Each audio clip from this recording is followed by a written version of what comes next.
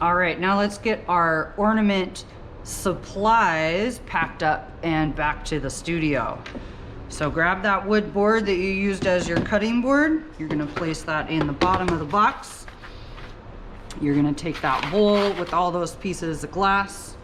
Grab the bag that your mosaic glass came in. And put all those scraps inside that bag to bring all that broken glass back to the studio. Get those curls in there. Extra mosaic. Here's the yellow from my Santa belt and some more black.